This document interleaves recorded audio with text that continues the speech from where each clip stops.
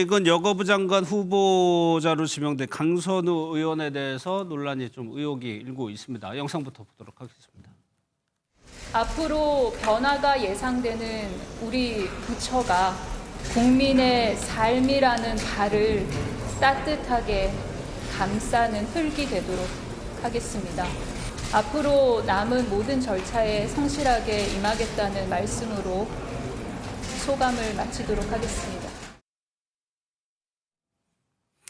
일단은 이런 의혹들이 있는 것 같아요. 보좌진 교체가 너무 잦은 거 아니냐. 그리고 SBS가 어제 보도한 이른바 갑질 의혹인데 이 부분은 사실관계가 아직 확인된 건 아닌데 이 부분은 이제 수치로 나오는 거니까 이거는 두 분이 다 이제 보좌관, 비서관 생활을 해보셔서 아실 거예요. 5년간 46명이 교체가 됐다. 성취부 부장님 이거 많은 수치입니까?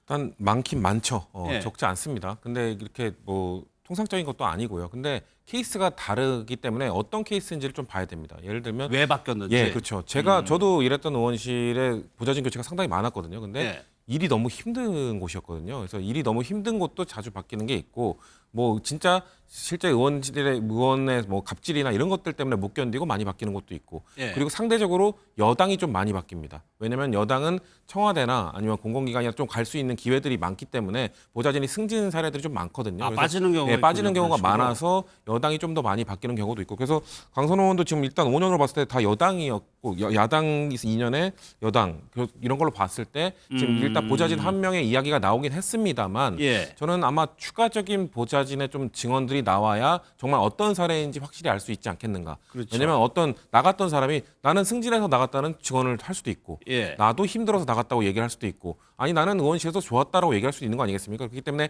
아직까지 한 명의 보좌진이 이렇게 증언한 걸로 예. 사실을 좀 결정하기는 저는 어렵다고 생각합니다. 성신 부의장 얘기처럼 이 수치만 가지고 무언가를 판단하기에는 근거가 부족한 상황인데 근데 김 교수님 좀 다르게 볼 수 그러면 왜냐하면 보시나요? 5년간에 46회 정도의 면직이라면요. 제가 볼 때 국회의원들 300명 중에서는 압도적인 일이거든요. 예. 그만큼 보좌진들이 교체가 많았다는 건 그 방에 문제가 있었다는 걸로 보이고요.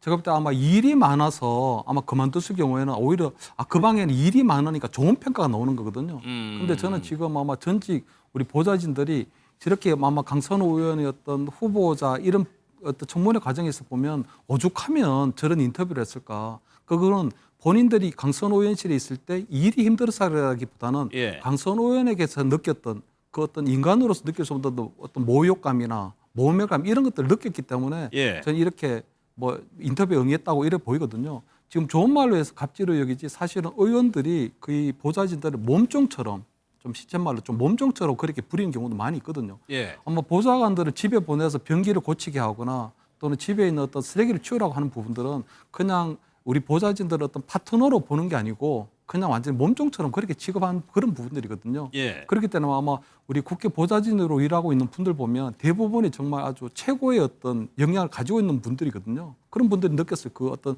인간적인 수치심, 모멸감 이런 것들 때문에 결국 강선호 의원이 어떤 이런 부분에 이제 폭로전에 나오는 게 아닐까. 예. 저는 아마 지금 한 서너 분 정도가 아니라만 나왔다면 저는 더 많은 아마 보좌진들이 용기 있게 이런 아마 폭로전에 나설 가능성이 좀 크기 때문에 아마 강선호 의원이 아마 그 부분에 있어서 어떻게 대처할지 아마 예. 조금 지켜봐야 될 그런 상황처럼 그러니까 보입니다. 민주당에서는 청문회에서 또 논란이 될 수가 있고 그 전에 또 뭐 언론을 통해서 보도가 될 수도 있어서 좀 대응이 필요해 보이기도 하고요.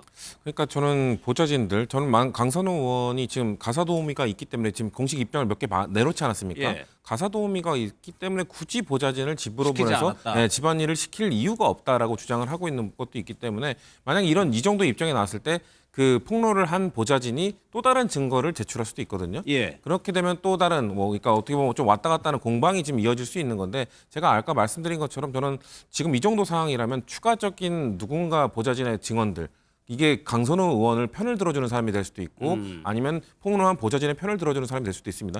이게 나와야 좀 상황을 판단할 수 있지 않을까. 당 입장에서도 이 보좌진의 문제는 사실 당에서 파악하기 어렵거든요. 왜냐하면 전직 보좌진은 이미 의원실을 나간 사람이기 때문에 누구인지 알기도 어렵고 그런 것들 당에서 미리 조사하거나 알아보기도 어렵습니다. 그렇기 때문에 스스로 이 보좌진들 중에서 뭔가 나는 강선호 의원을 막기 위해서 아니면 강선호 의원을 보호하기 위해서 난 지켜주기 위해서 난 증언을 하겠다. 이런 사람들이 추가적으로 나올 가능성도 있기 때문에 예. 그거를 조금 더 지켜보는 게 필요하지 않을까. 약간의 시간이 좀 필요한 문제라고 생각합니다. 알겠습니다. 그럼 두 분과의 대답은 여기서 마무리하고요. 조갑재 대표와 함께 정치 현안 다시 들여다보도록 하겠습니다.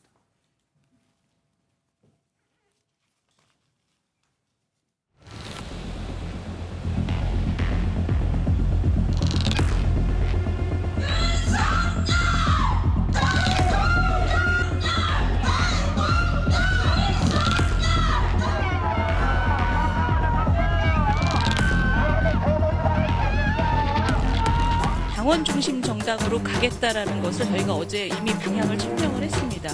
그런 구체적인 내용으로 얘기가 진행되기 위해서는 제일 먼저 전제돼야 되는 것이 뭐냐면 잘못된 과거와의 단절 부분입니다. 그 방법은 뭐냐면 저희 당의 당원 당규에 그 잘못된 과거가 무엇이고 그것을 어떻게 단절하겠다는 내용을 새겨 넣는 것입니다. 지난 4월에 정강정책 연설에서 제가 사과를 한 적이 있습니다. 근데 저뿐만이 아니라 책임 있는 위치에 계신 우리 당의 지도자들이 계속 사과를 하셨어요. 그 사람의 말도 대단히 중요하지만 그거보다 더 상위의 사과가 저는 돌에 새기는 거라고 생각합니다.